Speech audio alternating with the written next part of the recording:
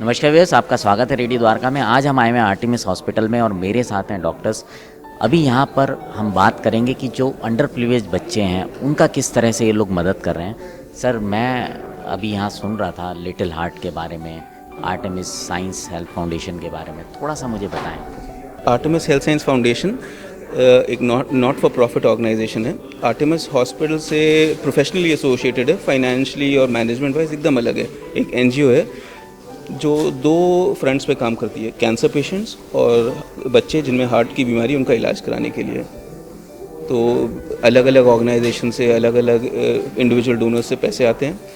Hospital में जो बच्चे, गरीब बच्चे होते हैं, उनके डॉक्यूमेंटेशन के बाद उनको वो लोग येस बोलते हैं और उनकी open heart surgery free of cost support करते हैं। अभी मैं सुन रहा था कि आपने बोला कि 5 साल पहले एक ऐसा हादसा हुआ था जिससे आपको मोटिवेट किया और झंझोरा कि आप करें।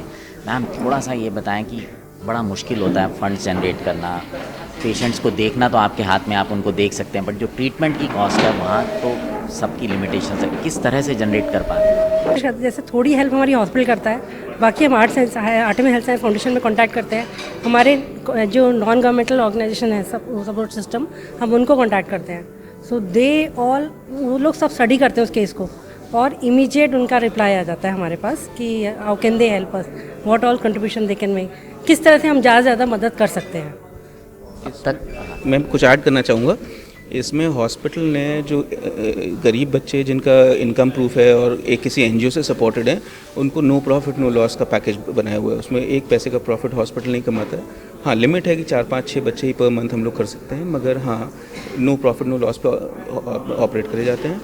जो NGO Artemis health science foundation individual donors पे टिका हुआ है। अभी कुछ सीएसआर फंडिंग आती है और कुछ फंडिंग आती है हमारी एनजीओ जैसे योगीराज फाउंडेशन हो गया, रोटरी हो गया, इन सब चीज़ों से। अब तक कितने बच्चों का इलाज कर चुके हो? पिछले 1 साल में 28 बच्चों का ट्रीटमेंट सपोर्ट कर चुका है आर्टिमिस हेल्थ साइंस फाउंडेशन। और गरीब बच्चों को पिछले 5 साल में देखें तो कम से कम नहीं तो 250 बच्चे ऑपरेट हो गए होंगे, गरीब बच्चे यहाँ पे। एंड मैम, ये बच्चे आप तक कैसे पहुँचते हैं या आप इन बच्चों तक कैसे पहुँचते हैं? हमारे कैंप लगते हैं, थोड़ा हमारा नेटवर्किंग चैनल है पीडियाट्रिशियंस के साथ, कि जहाँ उनको ऐसा बच्चा लगे और जो अपना को सपोर्ट नहीं कर सकता सर्जरी पैसे से भी, तो हमें कांटेक्ट करें।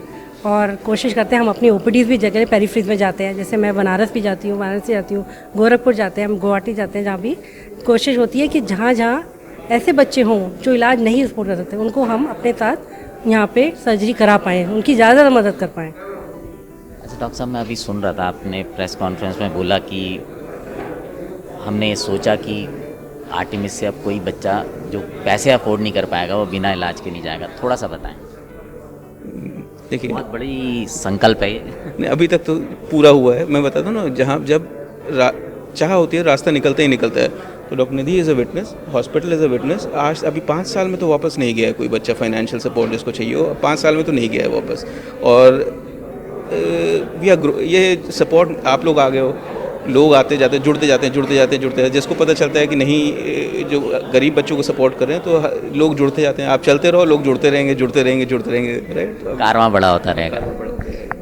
सो ये आपने सुना, ये बहुत विश्वास की बात होती है कि हम ऐसा सोच लें कि अब आइंदा से ऐसा कभी नहीं होगा। और जब हम सोच लेते हैं, जैसा कि डॉक्टर्स की टीम ने सोचा कि आज के बाद कोई भी अंडर प्रिविलेज बच्चा बिना इलाज के यहाँ से वापस नहीं जाएगा, तो ऊपर वाला भी उस चीज़ में मदद करता है और रास्ते दिखाता है और लोगों को जोड़ता है। एक बार सर, आप लोगों का दिल से धन्यवाद और उम्मीद करता हूँ आपकी ये मुहिम आगे भी जारी रहेगी, लोगों की मदद भी जारी रहेगी, आप बच्चों का इलाज भी करते रहेंगे। मदद हम नहीं कर रहे हैं, मदद आप लोग कर रहे हैं। जो हम लोग अपना सिर्फ काम कर रहे हैं। ये मेरा काम है बच्चों का इलाज करना, मैं अपना सिर्फ काम करे जा रहा हूँ, मदद आप लोग कर रहे हो।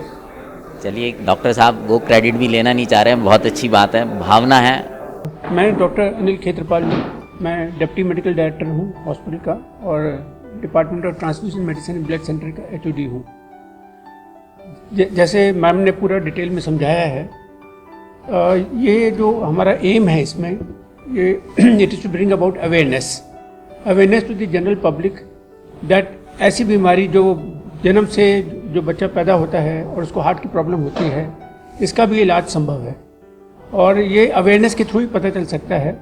जैसे हम लोग कैंप लगाते हैं, चाहे नेशनल लेवल पे हो, इंटरनेशनल लेवल पे हो, कैंप्स लगते हैं, मीडिया से इन्फॉर्मेशन जाती है, प्रेस मतलब प्रिंट मीडिया हो गया, इलेक्ट्रॉनिक मीडिया से, ये सब मीडिया से इंफॉर्मेशन जनरल पब्लिक को जाती है कि अगर घर में कोई ऐसा बच्चा का बर्थ होता है जिसको सांस की तकलीफ होती है बट पैदा होते साथ ही, या जैसे बताया कि खेलते समय सांस जल्दी फूल जाती है, बच्चा नीला पड़ जाता है, दूध पीने में मुश्किल होती है, जल्दी थक जाता है, ये सब सांस की हार्ट की बीमारी के लक्षण होते हैं। तो ये जैसे ही अवेयरनेस के थ्रू उनको पता चल जाता है कि इसमें ज़रूर कुछ ना कुछ हार्ट का बीमारी की संभावना है, तो ऐसे में पेरेंट्स अपने बच्चों को हॉस्पिटल लेके आते हैं और कार्डियोलॉजिस्ट से मिलना पड़ता है, पीडियाट्रिक कार्डियोलॉजिस्ट। पीडियाट्रिक कार्डियोलॉजिस्ट उनको असेस करते हैं और उसके बाद जैसे ज़रूरत पड़ती है तो उनका सर्जरी, मतलब पीडियाट्रिक सर्जन होते हैं, कार्डिक सर्जन होते हैं, उनके पास रेफ़र हो जाते हैं ताकि उनका टाइम से इलाज हो सके। और इसमें टाइमली इलाज बहुत ज़रूरी होता है क्योंकि जितना डिले करेंगे उतना वो चाइल्ड का डेवलपमेंट डिले हो जाएगा। तो माइलस्टोन्स जो होते हैं चाइल्ड के डेवलपमेंट के उतने डिले हो जाएंगे, बिकॉज जब ऑक्सीजन पूरा नहीं जाएगा, ब्लड पूरा बॉडी में नहीं जाएगा हार्ट के थ्रू, तो फंक्शंस भी अफेक्ट होंगे। तो इसलिए अर्ली डायग्नोसिस इज़ इम्पॉर्टेंट और उसके लिए अवेयरनेस बहुत ज़रूरी है। इसलिए इंटरनेशनल डे या हम नेशनल डे बोलें तो इसका बहुत ज़रूरी है कि अवेयरनेस जाएगी तभी ये बात संभव हो पाएगी। और इसमें सबका मतलब पार्टिसिपेशन बहुत ज़रूरी है। Artemis health science foundation, NGOs का, आप सबका, तो तभी हम अवेयरनेस कर पाएंगे।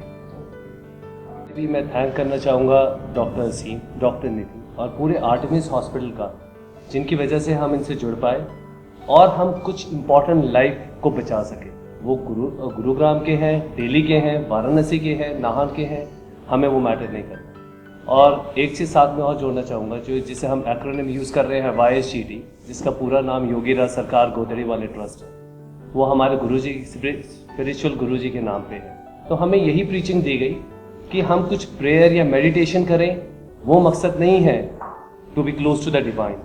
Altruism is the best way, I mean is the biggest service to the divine. तो हम उस पर खरे उतरना चाहते हैं। तो सबसे पहले तो आपने कहा कि खाली गुरुग्राम, तो मैं शायद ये क्वेश्चन लेना ही नहीं चाहूँगा। बाकी फिर भी अगर आप इंसिस्ट कर रहे हैं कि हमने आर्टेमिस हॉस्पिटल के साथ क्या किया, तो जून में एक इन्फेंट थी जिसे PDA ऑपरेशन सर्जरी की ज़रूरत थी, जो डॉक्टर असीम और डॉक्टर निधि ने ही प्रोसीजर कंडक्ट किया था। इन्फेंट, आई मीन आप इमेजिन कीजिए, बच्चा जन्म लिया नहीं और उसे इतनी मेजर प्रॉब्लम हो गई, जैसा अभी डॉक्टर ने आपको कंजेनिटल बताया। जब हमें वो केस का पता चला तो हमें रिक्वेस्ट आती है, but that became on a high priority list. तो उसके लिए हम कर पाए तो हम पूरी मैनेजमेंट का आर्टेमिस हॉस्पिटल का थैंक करना चाहते हैं।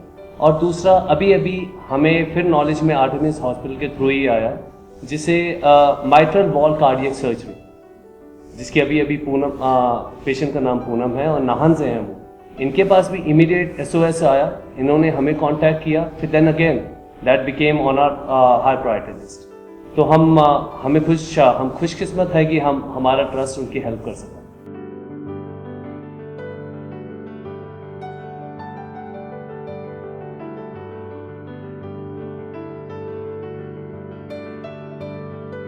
और आपसे विदा लेते हैं। आप बने रहें रेडियो द्वारका के साथ।